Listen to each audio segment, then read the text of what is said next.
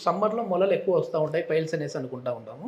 So, ఈ ఫిష్‌లో కూడా అట్లేనా అండి? సమ్మర్‌లోనేనా ఇది ఎక్కువ? ఫిష్‌లాకి ఎటువంటి సంబంధం లేదు. ఎందుకంటే ఫిష్‌లా ఆల్రెడీ ఫార్మ్ అయింటది కాబట్టి దీనికి సమ్మరు, రెయిన్ ఓకే. సీజన్ ఆహా! అట్లా తేడాలుండవు. ఆహా! బట్ ఈ 2 ఫిషర్‌కి, పైల్స్‌కి చూసుకుంటే గనక సమ్మర్‌లో ఎక్కువొచ్చే అవకాశాలుంటాయి. ఎందుకంటే ఓకే. కాన్‌స్టిపేషన్ ఎక్కువవుతుంది. యెస్. సో, వాటర్ కంటెంట్ ఏందంటే చలికాలము, వర్షాకాలము తీసుకునే వాటర్ కంటెంట్ 4 లీటర్లే. హ్మ్. అదే మళ్ళీ ఎండాకాలం వచ్చినప్పుడు 2 లీటర్లు పెంచాలి. కానీ యెస్. పెంచరు. యెస్. పెంచకుండా అదే 4 లీటర్లు ఇంగ తీసుకుంటారు. తగ్గిస్తే వాళ్ళే తగ్గిస్తుంటారు. ఉన్నారు. తగ్గించే వరకు ఏమైతుందంటే కాన్‌స్టిపేషన్‌లోకి వెళ్ళిపోతుంటారు. యెస్. సో, ఈ 2 సమ్మర్‌లో బాగా పెరిగే అవకాశాలు. ఫిషర్‌కి గాని, దీనికి గాని ఇప్పుడు మన ట్రీట్మెంట్ రేంజ్ హాస్పిటల్‌లో చేసే లేటెస్ట్ సర్జరీ ఏంటంటే లేజర్ సర్జరీ. ఓకే. లేజర్‌తో పాటు స్టేప్లర్ అని ఉంది. అది మన ఇండియాలో ఫస్ట్ టైమ్ అవైలబుల్ ఉండే ఓహ్! సెకండ్ జనరేషన్ స్టేప్లర్ అనేది మన టీఆర్‌హెచ్‌లో మనం అవైలబుల్ చేసామన్నట్టు. ఓకే. సో, ఇందులో ఏం చేస్తామంటే యానల్ కెనాల్‌ని కొంచెము వదులు చేస్తాం. అది కూడా లేజర్‌తో వదులు చేస్తాం. హుహు. ఇందులో గనక అయితే గనక లేజర్ తోటి కాల్ చేస్తాం పైల్స్‌ని. ఓహ్! దాంతో పాటు అవసరమైతే స్టేప్లర్ కొడుతూ ఉంటాం.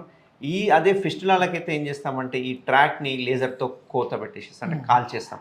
ఈ కంప్లీట్ 3 ట్రీట్మెంట్స్ ఏవైతే ఉన్నాయో కంప్లీట్ పెయిన్‌లెస్ ట్రీట్మెంట్స్. ఓకే. 1 డేలో డిశ్చార్జ్ జరుగుతుంది. సెకండ్ డే నుంచి వాళ్ళ విధులకు ఎప్పటిలాగా వెళ్ళిపోవచ్చు. ఓహ్!